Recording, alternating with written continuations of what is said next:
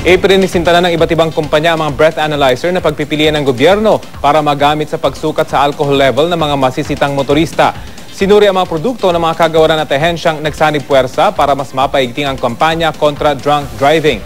Mula sa Quezon City, may ulat on the spot si Dante Perello. Dante?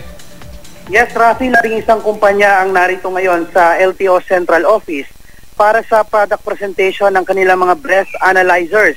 Hiniling ito ng LTO sa mga kumpanya at suppliers upang magkaroon raw ng sapat na kaalaman at makapili ng mga bibilhing breath analyzers ang pamahalaan.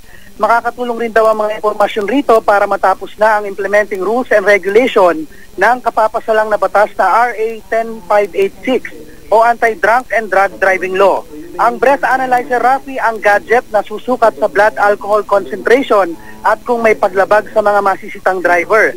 Binusisi ang mga produkto ng mga miyembro ng Interagency Committee na kinabibilangan ng DOTC, LTFRB, Dangerous Drugs Board, PIDEA, DOH, PNP at NAPOLCOM.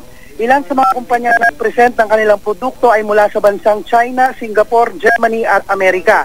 Rafi, hindi nagkakalayo ang mga features at presyo ng mga breath analyzers.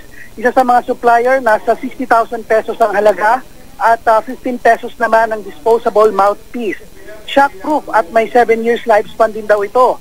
Kaya rin itong magsagawa ng 30,000 tests at makapagtala ng mga impormasyon tulad ng pangalan ng driver, plate number ng sasakyan at traffic enforcer na humuli bago ito isync sa isang computer. Sa ngayon, Rafi, wala pang schedule bidding pero inaasahan ng mga kumpanyang nagpresenta rin ngayon rito ang siyang lalahok doon. At ayon sa LTO, special allotment raw ang mangyayari rito at may nakahanda na raw budget ang DBM para rito. Samantala, Rafi, September pa ang deadline ng IRR pero bago matapos ang buwan ngayong Agosto, plano nang tapusin ng LTO ang final draft ng IRR ng Anti-Drunk and Drug Driving Law. At yan ang mainit na balita mula rito sa LTO Central Office sa Quezon City. Balik sa iyo, Rafi. Maraming salamat, Dante Perello.